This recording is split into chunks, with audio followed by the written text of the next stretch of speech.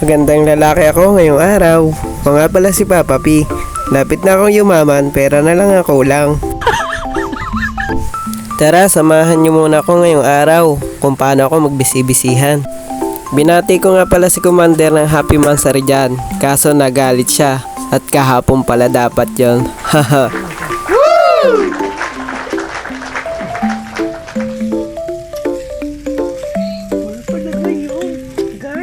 Five. Four talaga. 5. Birthday ni Tita Myla. Kailan four? Hapon. Pagkatapos ko makipag-sweet-sweetan sa kanya ay nag-prepare na ako ng foods para sa alaga namin mga doggies.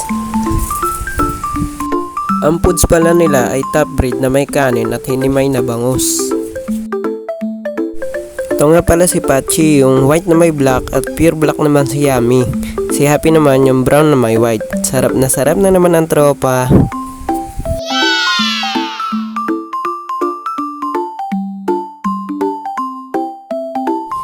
Pagkatapos pala nila kumain ay binaba ko muna sila para makasinghot naman ang sariwang hangin.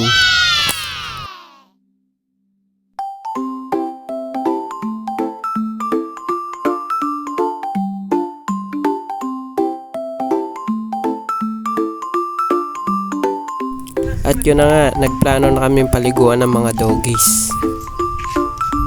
Di yan na kaya paliguan sa baba. Yan na natin paliguan ng mga ito.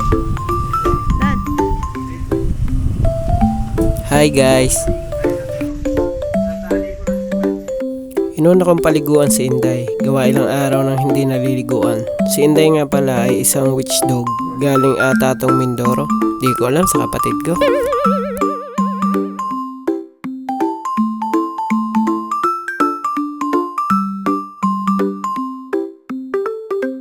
Sinunod ko naman si Pachi, isang aspin, mabait pero masungit at saka mainitin ang ulo.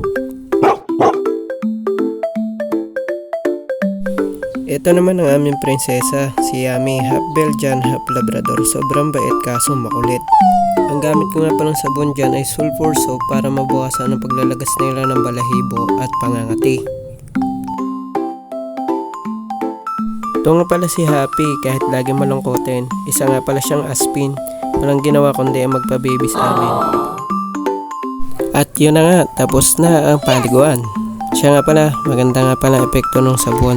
Nabawasan ang kanilang pangangati at paglalagas. 3 beses ko na nga pala itong nagamit mula nang mabili ko.